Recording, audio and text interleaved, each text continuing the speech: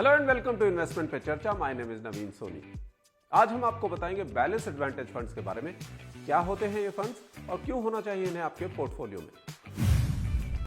Balance advantage funds hybrid funds होते हैं जिनके पोर्टफोलियो में इक्विटी और डेट दोनों होते हैं। जहां तक इक्विटीज का सवाल है, बैलेंस एडवांटेज फंड्स के पोर्टफोलियो में डायरेक्ट इक्विटी के अलावा डेरिवेटिव्स भी शामिल किए जा सकते हैं, जिससे इनके रिस्क को कुछ हद तक हेज किया जा सकता है। ये हाइब्रिड फंड्स होते हैं, यानी इनमें इक्विटी और डेट दोनों का मिक्स होता है। वैसे तो हाइब्रिड फंड्स की कैटेगरी में दूसरे फंड्स भी हैं, लेकिन बैलेंस एडवांटेज फंड्स की खास बात यह है, इनके फंड मैनेजर्स को काफी फ्लेक्सिबिलिटी और एक बड़ी रेंज मिलती है डेट और इक्विटी के बीच अपनी इन्वेस्टमेंट्स को रोटेट करने के लिए। जब शेयर बाजार में वैल्यूएशंस हाई होती हैं तो इन फंड्स में एलोकेशन डेट की तरफ बढ़ा दी जाती है, और जब शेयरों की वैल्यूएशंस कम होती हैं तो इनका झुकाव इक्विटीज की तरफ हो जाता है। फंड मैनेजर्स ऐसा एक एसेट एलोकेशन मॉडल के इस्तेमाल से करते हैं जिसमें एक तय प्रोसेस के तहत इक्विटी या डेट में बाजार की कंडीशन के हिसाब से निवेश किया जाता है। जिसका मतलब यह है कि डेट और इक्विटीज के बीच की शिफ्टिंग एक साइंटिफिक प्रोसेस के जरिए होती है, ना कि एक रैंडम सिलेक्शन से, जो कि आम निवेशकों के डायरेक्ट इन्वेस्टमेंट के केस में होने की संभावना ज्यादा रहती है।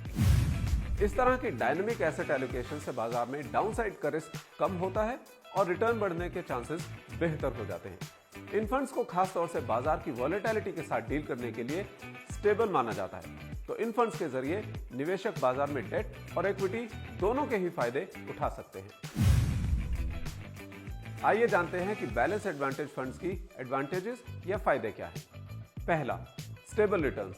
हमने आपको बताया कि बैलेंस एडवांटेज फंड्स डेट और इक्विटी दोनों में ही निवेश करते हैं।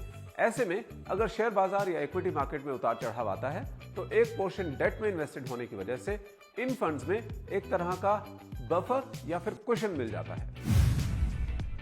दूसरा, dynamic asset allocation. Balance advantage funds का एक और नाम है डायनेमिक एसेट एलोकेशन फंड्स, जिसका सीधा अर्थ यह है कि फंड्स अपने एसेट पोर्टफोलियो जिसमें डेट और इक्विटी होते हैं, उनका कॉम्पोजिशन बाजार की कंडीशन के हिसाब से समय समय पर चेंज करते रहते हैं। तीसरा, कम मॉनिटरिंग की आवश्यकता। अगर आप अपने पैसे को अपने आप डेट और इक्विटी में निवेश करते हैं तो आपको खुद दोनों के हालात और संभावित रिटर्न्स को अलग अलग मॉनिटर करना पड़ेगा। इक्विटी के लिए आपको कंपनीज की परफॉर्मेंस, सेक्टर और इकोनॉमी के हालात, इन सब की जानकारी हासिल करनी होगी। तो दूसरी तरफ डेट में इंटरेस्ट रेट और सेंट्रल बैंक की पॉलिसीज जैसे वेरिएबल्स पर नजर रखनी होगी। हाइब्रिड फंड्स होने के नाते आप ये काम फंड मैनेजर्स पर छोड़ सकते हैं, क्योंकि उन्हें एक्सपीरियंस है, उनके पास एक्सपर्टीज है और वो बाजार और अर्थव्यवस्था की जानकारी लगातार रखते हैं। तो कुल मिलाकर निवेशक इन फंड्स के थ्रू इक्विटी मार्केट के हाई रिटर्न्स और डेट इंस्ट्रूमेंट की सिक्योरिटी दोनों का लाभ उठा सकते हैं। तो आज हमने बात की बैलेंस एडवांटेज फंड्स की। आपको यह एपिसोड कैसा लगा हमें जरूर बताइए। आपके अगर कुछ क्वेश्चंस हैं या फीडबैक हैं तो कमेंट सेक्शन में लिखिए। आज के एपिसोड को यही वाइंड अप करते हैं। This is Naveen Soni, your host, signing off. Thank you so much for watching. Bye bye. Mutual fund investments are subject to market risks. Read all scheme-related documents carefully.